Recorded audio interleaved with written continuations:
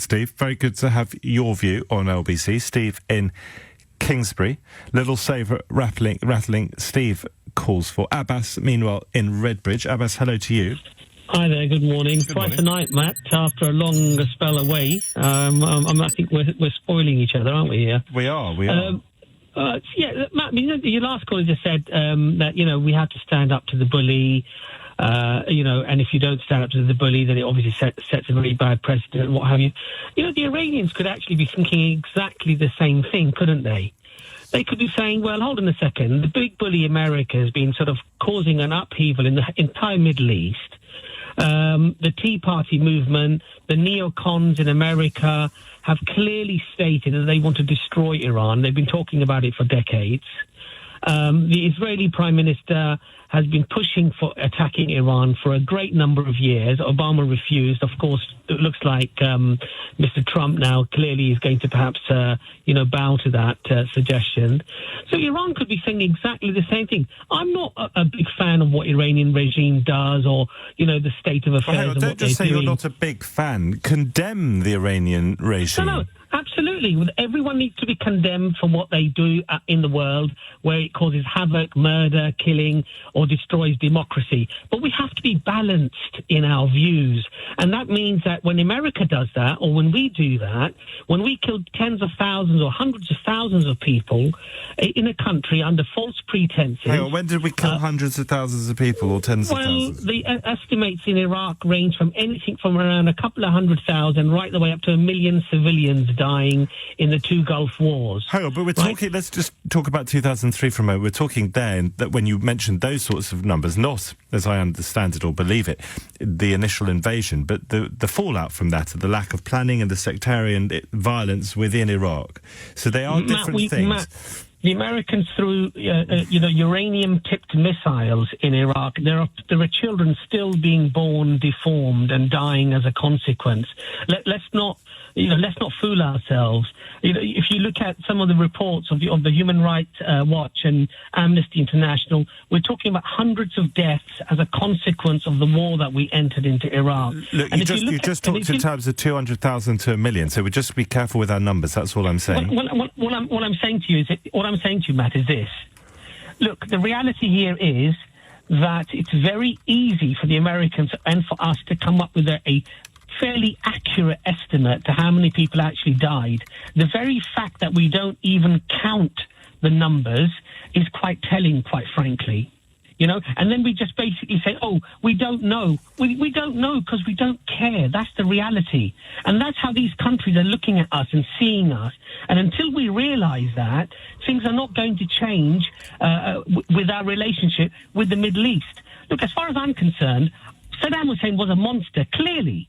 But when you've got people like Donald Rumsfeld, Dick Cheney, for example, on the London Tonight programme, telling Trevor McDonald that it's irrelevant as to why we went into Iraq, what is relevant is that it was in the American interest. That's a very brazen thing to say. And that basically tells you that, screw you, we'll do what is best for us. And if we have that type of mentality, then we're not going to have peace in the Middle East. And that's the reality. Unless, in Islam we have a very interesting saying. Your actions are judged by your intentions. The intentions that you go into something with are crucially important. When you start sowing thorns, don't expect sweet fruits to be coming out 30 years down the road. All you'll get is thorns, and you get pricked. And that's the reality. And that's our policy in the Middle East. And it's not so much our policy, but the American policy. It's all about the oil. It's all about strategic importance, strategic power. And when we create this havoc, all we do is we get thorns in the future. Well, Trump would argue what it's about is not wanting America to face a threat in the form of a nuclear-armed Iran. Look, Iran entered into a legal agreement with Europe and with Obama, with America. Are we saying that these leaders at that time were all naive and stupid and entered into a deal that would actually allow Iran to have nuclear weapons? Well, and Trump says yes. I'm just putting that there. I'm not saying that I would trust Trump over Obama or over Britain, Germany and France, but that's what he would say. Matt, let's be reasonable and sensible here. Does it really matter what Trump says about anything? It matters. It doesn't mean that we trust him or believe him. Well, exactly, and that's my point. Obama was a far more capable, far more intelligent, far more rational and reasonable person than this idiot that we have in the White House at the moment. How we miss him. Exactly. Now, the reality here is that Iran entered into a legal agreement with Europe, with America, and apparently, I don't know, but apparently we're saying that Iran was abiding by what they had agreed. Okay?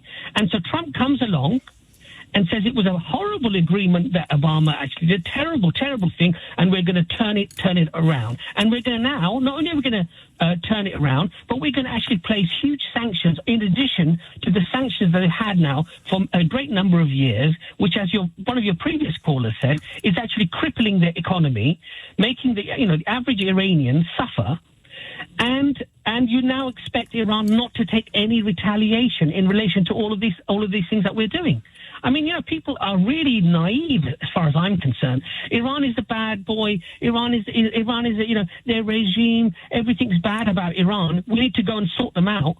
We need to actually reflect a little bit about what we have been doing in that region, what the Americans have been doing in that region, and then possibly we might actually have a more balanced, more reasonable, assessment of what is actually happening. It's suicidal for Iran to break out in war with Europe or with America, because Iran is a dot on the map.